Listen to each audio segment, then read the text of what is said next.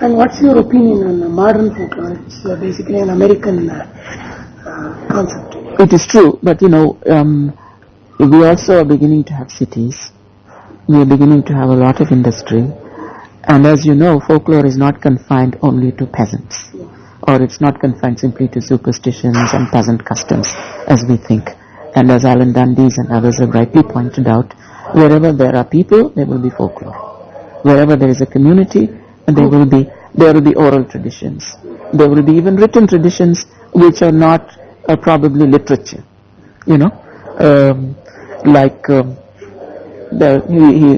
Alan Dundes will speak of office folklore. For instance, I'm sure in offices and industrial communities there are new jokes being made, there are new stories being made, even probably new rituals being made, because even computers get a certain ritual during Ayuda Puja, and there will come a time when there may be new adaptations of older ritual practices, older beliefs, and all this has to be studied, because it tells us a lot about ourselves and how we are using the tradition to adjust ourselves to industrialization, to urbanization, to modernization. And therefore, this may be even different from what the American urban folklore is like. And Indian urban folklore maybe they're even different, because we are in a kind of stage of transition even more than the Americans are. It seems to me, because a great many people come from villages into towns to become industrial workers. So they bring their folklore with them. They bring their beliefs with them, And how are they getting adjusted? Are they simply keeping the beliefs? Are they reworking them? And it seems to me this is even different from the usual kind of urban folklore we are thinking about. And we need to study it. So it's worth... It is definitely worth studying it, and I think it will be very exciting to do that. And the other thing that we should also study by the side of folklore is popular culture, or what is now beginning to be called public culture, like advertisements, like wedding videos, like the way, for instance, huge posters are put up, all kinds of things. Ravana, right, heads. What is being done, say, to take just that, or popular, the way, for instance, the Mahabharata is being produced, for a mass audience, right? Films, popular films, not merely art films, but popular films, TV. See, there's a whole new culture that is being built around this, and we need to study that also. But we may not find some genres, for example, these epic and long yes, you may narrative. not. You see, each context will carry certain kinds of genres, right? In fact, even in modern literature, you find that the novel has taken the place of the epic. Still, how many people are writing 10,000? There are some, but I'm saying if you take the number of people who write 500-page novels, you will have many more of them writing that. And certainly in many modern cultures, few people write epics, and if they do, they're really marginal very often. But don't you think that the concept of modern folklore was a professional necessity for folklore? It could be. It could be. To some extent. Because, not only that, because it was developed in America, which is, which in terms of populations is exactly the opposite of India. In India, at least till recently, 20% live in cities, 80% live in so-called villages. Whereas in America, it's exactly the opposite. 80% live in cities or city-like big communities, and only 20% live in small communities like villages. Exactly the opposite. And therefore, their conception of folklore has to be similarly adjusted. So that's one of the things that's happened. But America too has a lot of immigrants, has a lot of ethnic communities, and so we must not forget that. It is not uniform. America is also very various. It's just if you take a place like Chicago, you can go to some streets where you'll find only Greeks, people of Greek origin. Or another place will be only people of Polish origin. In fact, there are people who say that after Warsaw, the greatest number of Poles are to be found in Chicago. You know, if you take a big city, as many people as that, maybe 1 million, 2 million people of Polish origin live in one group. And of course, if you go and collect materials from them, they would have a lot of Polish folklore. Because they constantly come, people are coming, there are grandmothers there, right? And they have Polish customs, Polish food, Polish costumes, right? Polish dances, the way they do their weddings are different, right? So there is a great deal of variety there. So when they say urban folklore, all this also has to be taken into account. So it's very complicated. It's not to be simplified to say that all of America is simply urban and therefore all you have is folklore. The way they sing their songs, the way they conduct their church ceremonies, the way they preach. For instance, it's almost like possession rituals. People actually get possessed if you go to a black church. So you have it's a whole range of material. A great deal of ethnic diversity. And of course, India, is a paradise for ethnic diversity. In any little town you will have tremendous ethnic diversity. Caste, within that. Your subcaste within. Right. Food is different, clothes are different. Do you think that is the concept of the Dravidian theory, there's Avahana, Upasana, Visarjana, these three elements, which come back? I was not sure that was Dravidian or anything. Because I come back says that, the concept of Avahana, Upasana and Visarjana. Right. That is of... these elements. Right. Is found in the foreign country. Probably, because what you have there is, of course, in Kambar and myself and others, we have been describing possession cults. And in a possession cult, there must be some kind of framing of the possession, right? We were talking of framing as in all performances. Every event must be framed in certain ways. And in possession, because it's also dangerous, it's considered dangerous, both to the person who is possessed and to the community, it should be much more carefully framed. And therefore there is a ritual way of getting somebody possessed. And there must also be a ritual way of getting him dispossessed, of depossessed, right? And wherever there is that kind of ritual event, and I think you will find these three elements. That is a way of moving somebody towards possession, and the period of possession, and the period where he will leave the possessed state. And this would be true, I think, of the theatre. Certainly Sanskrit theatre is like that. You begin with a Namdi, a Mangala, and you end with a also. And this would be true of music performances. And as you were saying, Krishnaya, this is also true of a modern meeting. There begins prayer and ends with, for instance, national anthem. And a vote of thanks, and all the rest of it. That is, any ritual occasion must have, as Van Gennep would say, there is a kind of a ritual of separation, right? And a liminal period where things are happening, and then there is a reaggregation. There is a return to society. And even a folktale is like that. You open with Vandanam Kaladaliya, once upon a time, which makes you enter the folktale, and there is a period where you are living in that fictional folktale world, and then you leave it at the very end. Avaralli Navilli. Right?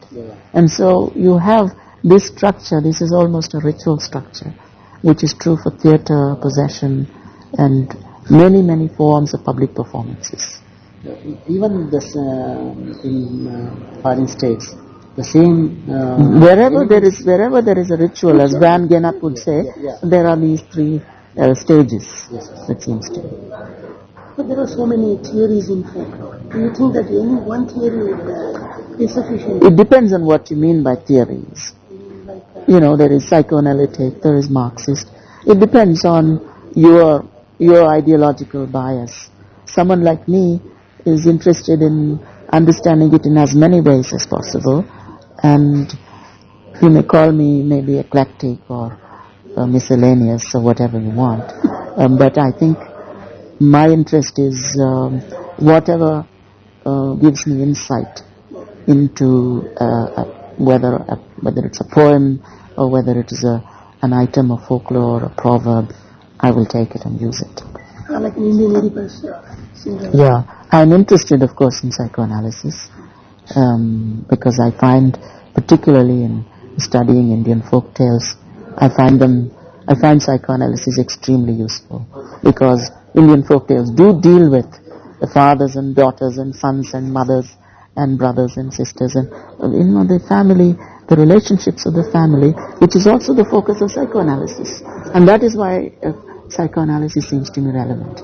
I may not buy everything in Freud, but certainly his emphasis on two things. One, on childhood. Three things, I would say. One, on childhood. Two, on the unconscious nature of much of our action and of our motivation. And the third, the importance of family relationships in understanding the psyche, in understanding even a culture, And those three things, all three happen all the time in folk tales. You have taught in all the three workshops, that is Andhra, in these international workshops on folkloristics. You taught in Andhra, taught in Karnataka, and now you are teaching in Tamil Nadu. And what are your impressions? I think I don't know how to say that because they were all different groups of people. And one of the things that probably will happen would be, or I'll hope will happen, would be that there would be work not only in each of these languages, but there would be a kind of relationship which we have not had between the four major Dravidian languages and the workers in these languages, because there is much that is in common and much that is to be learned from each other. There are many analogues, parallels, contrasts, and it is easy to go from one of these cultural communities from Malayalam to Kannada to Tamil, though there is much that is rich and surprising in each of these and new. And I hope a network will be formed not merely within Tamil folklorists and Kannada folklorists, but across the boundaries. And I myself am trying to get there in my own personal life to find bridges and analogues and parallels and contrasts, of course, because without contrasts similarities are not enough. The similarities is what people have always worked for in folklore, because that's what leads us to universals and so on. But I think we need to work in the other direction to see what is special, because the structure may be the same, but the function may go on changing, and that is unpredictable. Now, what are your suggestions for future work in this South Indian? Well, there are many things to be done, it seems to me.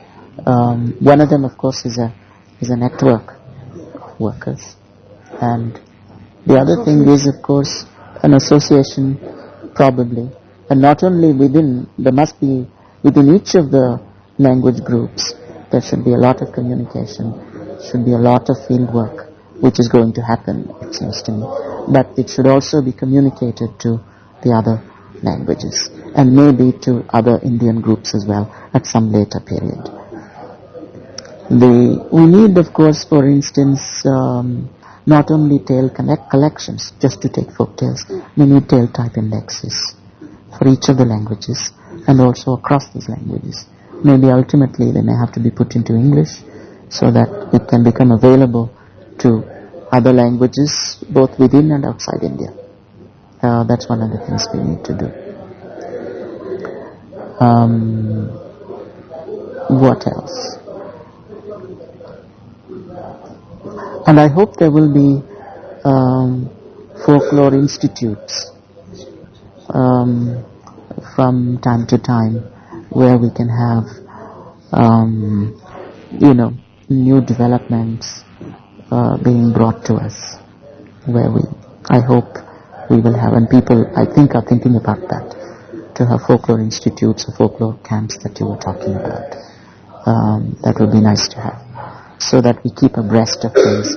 We are in touch with foreign scholars without ourselves going abroad. Yes. If we could get one scholar from abroad to come here, 20 of us can meet him.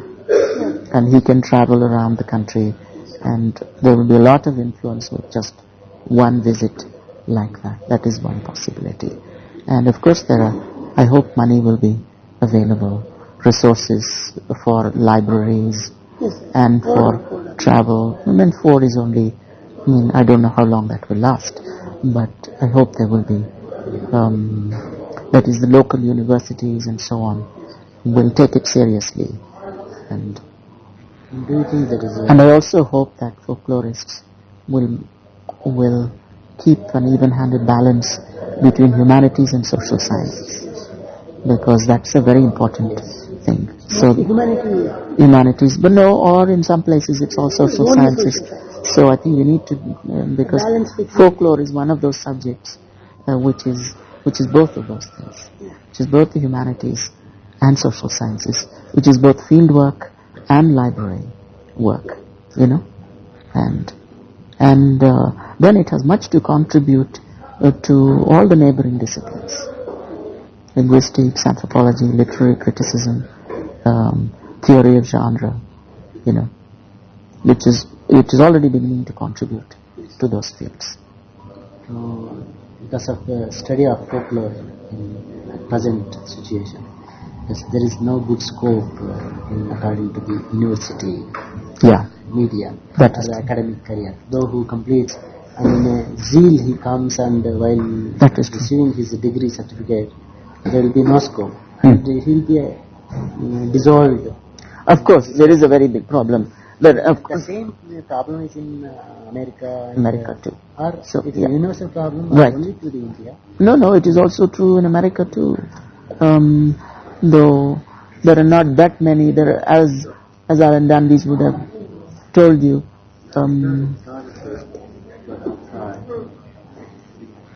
even in America there are not that many folklore programs. There are not hundreds of folklore programs.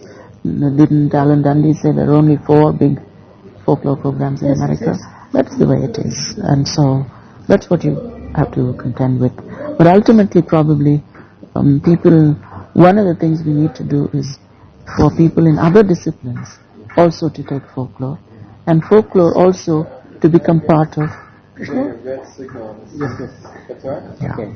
the folklore also to become part of other disciplines, and then of course you can be an anthropologist and teach folklore, and you can be in the Kannada department and teach folklore, and so that is one way of managing that there is issue. no room because the people, they keep avoiding folklore. There's our anthropology department, Kannada. So But that's not what's happening. Yeah, that's what is happening. That should not be. But that's not what is happening now. In fact, Kannada departments are including folklore, and in America, anthropology departments and English departments or departments like that are including folklore. In fact, that is one way in which I think it will develop. There will be a small number of complete folklore departments, but there will be a large number of departments where there will be people who will do both things. For instance, I am not in a folklore department. I am in a South Asia department. I am connected with anthropology. I am connected with linguistics. But when I want to give folklore courses, I give it in anthropology department. It has to be. So that is what might happen. All I am saying is that is one solution. You see, you may not get pure folklorists. If you have hundreds of them, you may not find jobs. And the other possibility in a country like India is that development, like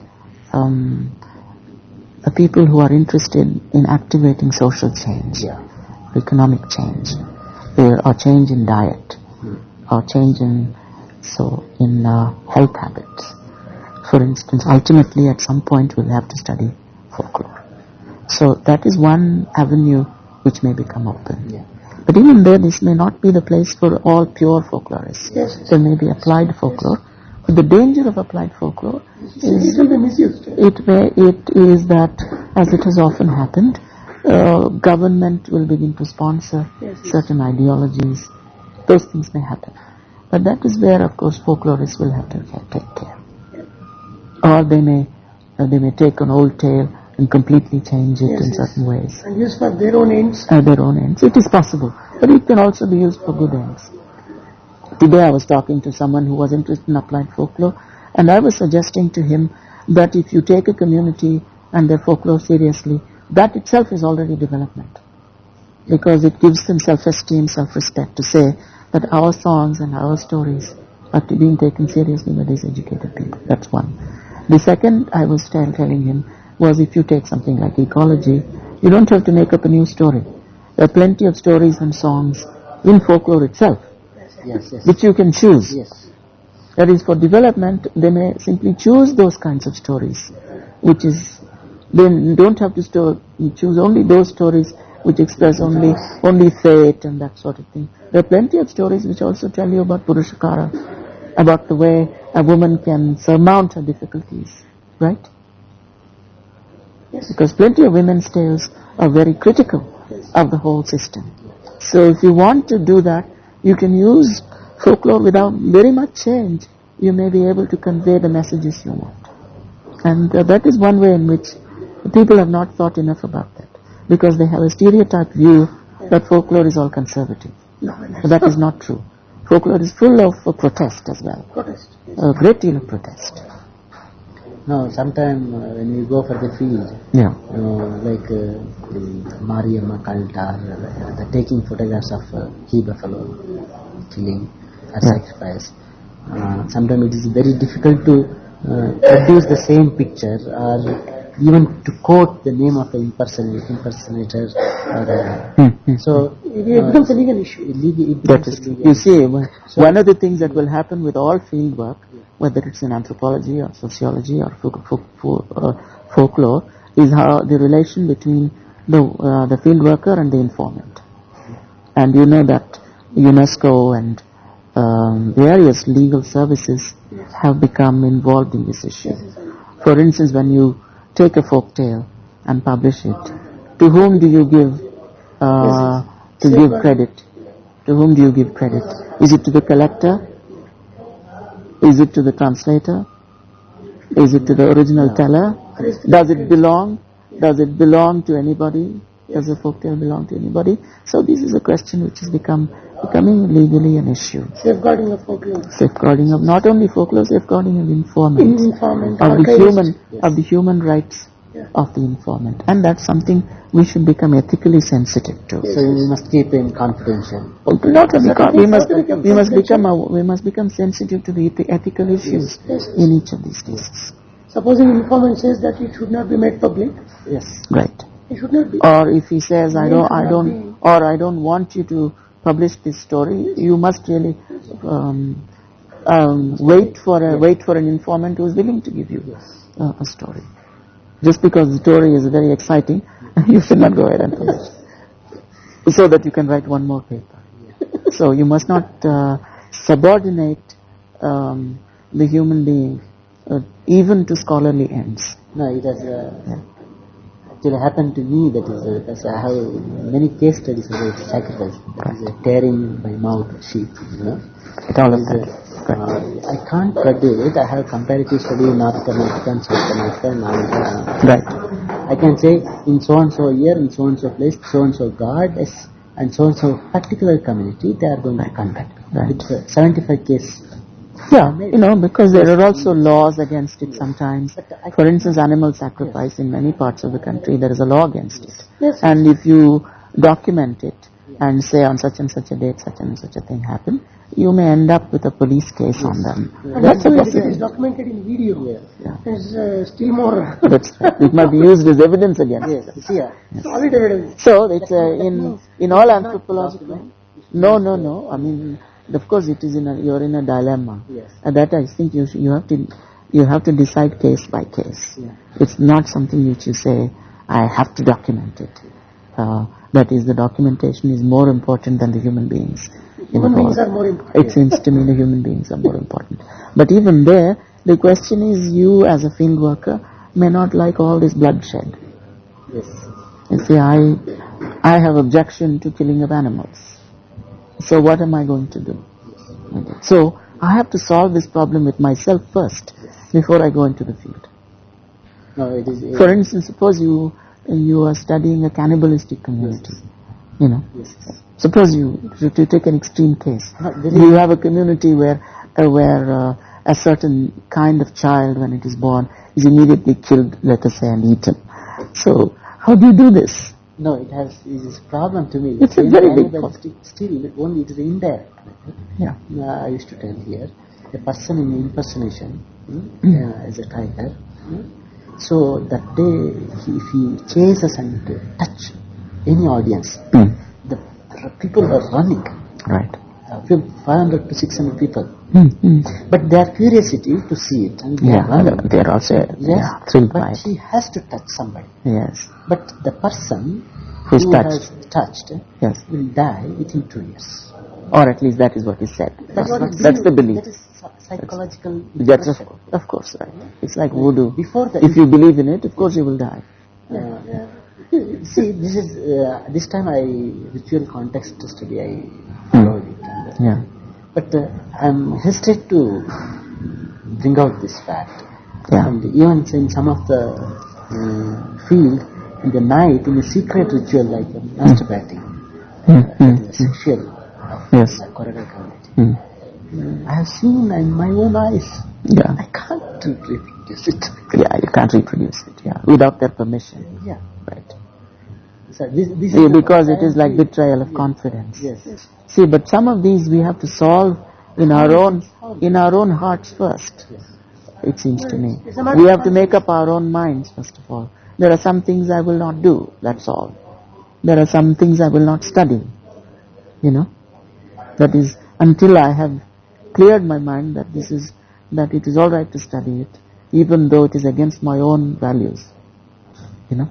Because some things are against my values.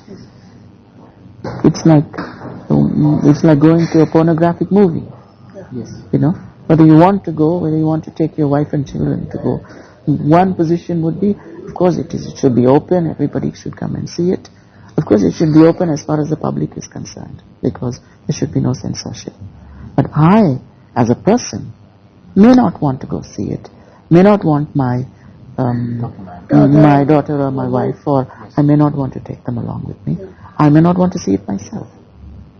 Right? At that point, the issue is not between me and pornography. It's not between me and some kind of, it's not a public issue. It's my personal issue. I have to make up my mind first. And then of course I may also agitate against it. For instance, if you find people are being killed in a ritual, I may make up my mind and say this is a wrong thing to do. It may be their community, but I still think it is wrong. Then I may actually I may agitate against it. I may go and talk to them.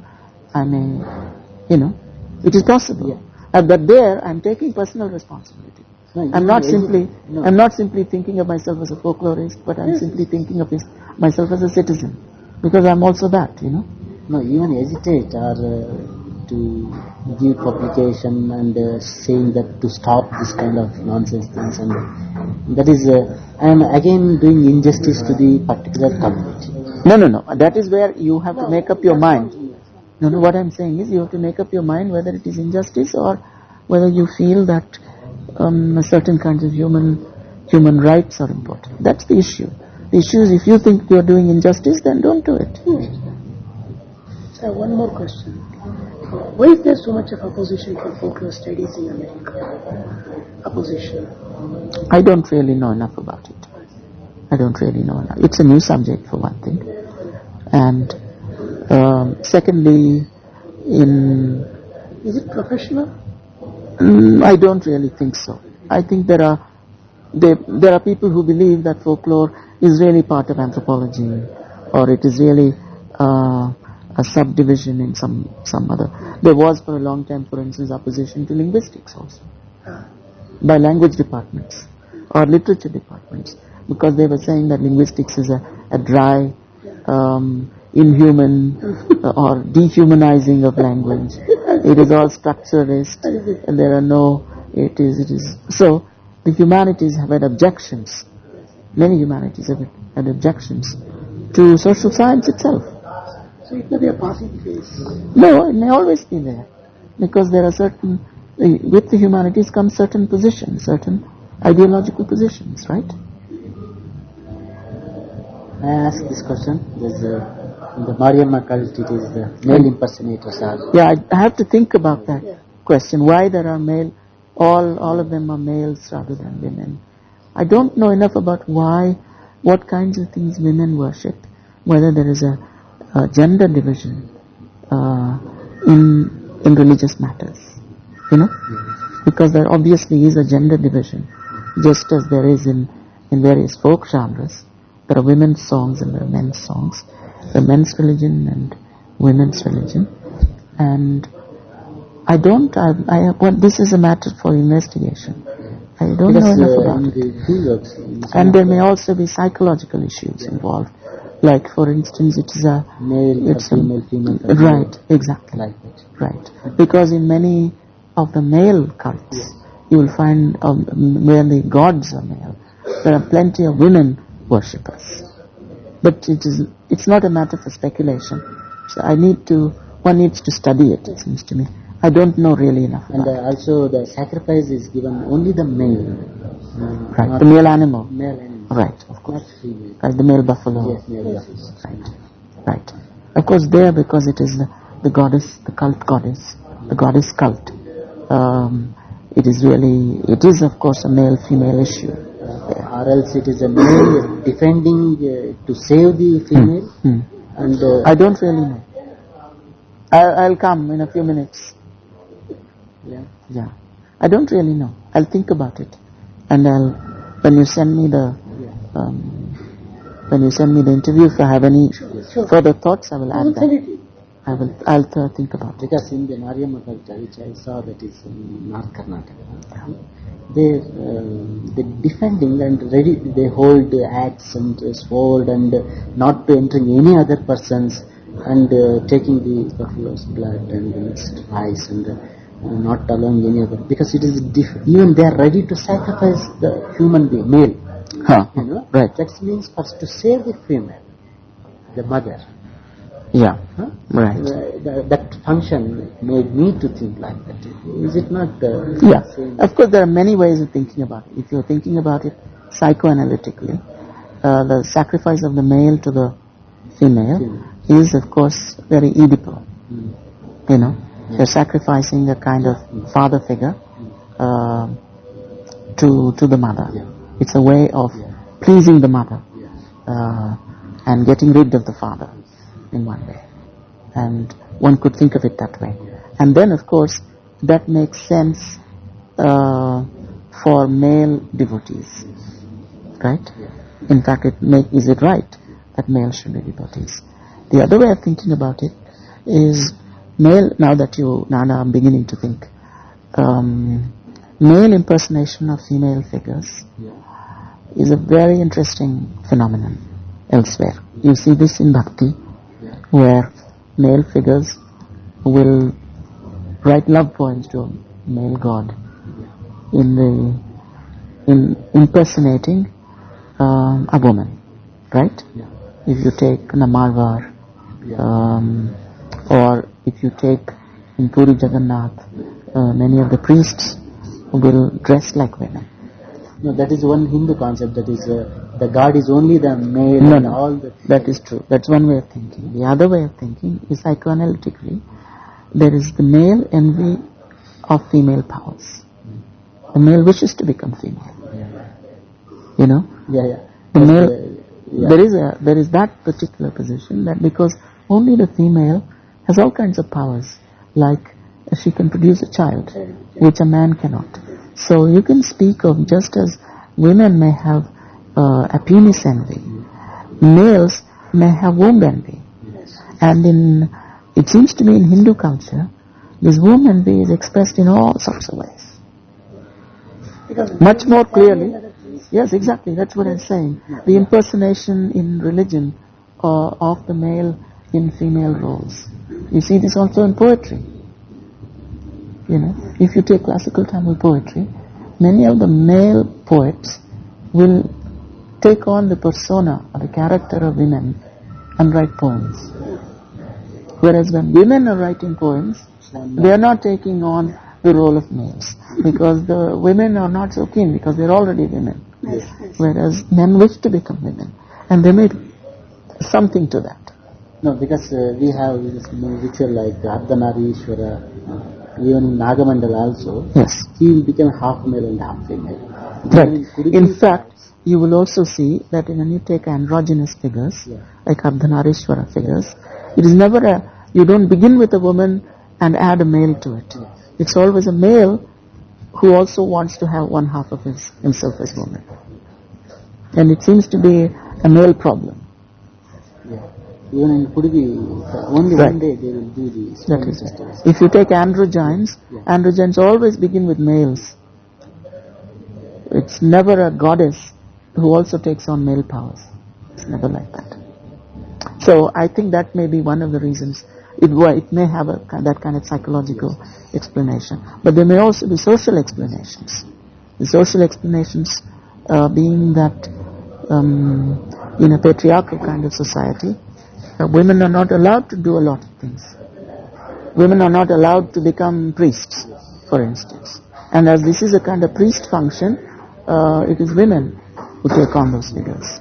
Many of the public functions, like for instance even the role of a woman in a play. It's only recently that women are able to play those roles. And if women play those roles, you find they are relegated to a special and not very respectable class. Yes, yes. You call them prostitutes, call them harlots and courtesans and so on.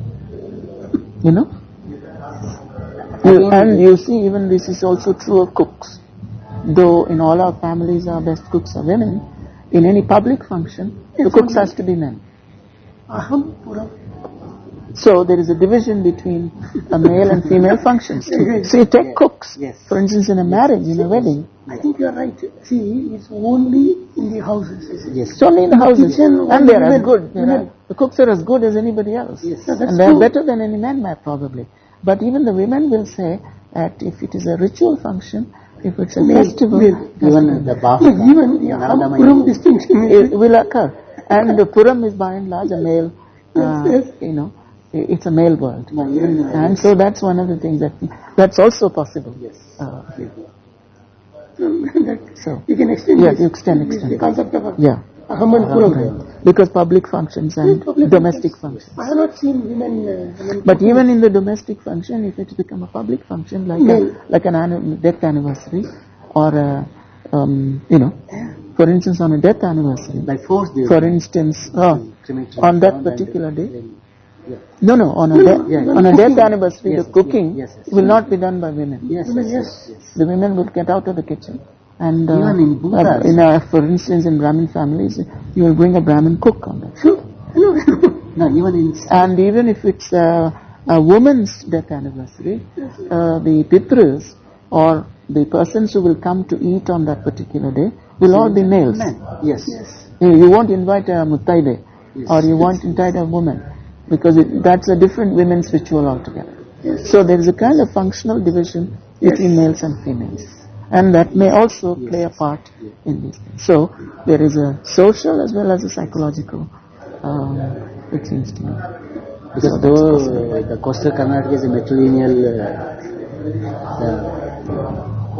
kinship system, even the Buddha, while worshipping, seems to be whatever the cook prepared by only the male. The female are not at all. And of course they'll give you all kinds of other reasons. They'll say a woman menstruates, all kinds of things. They're not pure and things like, whereas a male is different. You see, in all of this, there's also the male-female politics. But the Ahampuram concept also that is all part of this. And even the Ahampuram is part of this politics. To keep the women in the house so that way. So the cultural category itself has a kind of politics to it. But the women are used, not women. as a virgin, as not mature. Right. Or teenage girls, like Right. they are being used for the just to carry the colors Right. and All of that. Yeah. Right. Then these virgin or the immature girls, where they stand? They stand as a neither male nor female. No, right. Because they have not yet become women. Because menstruation is the thing. Because in all the cases we find the muttaiya or something. Right. Virgin. That's right. Yeah.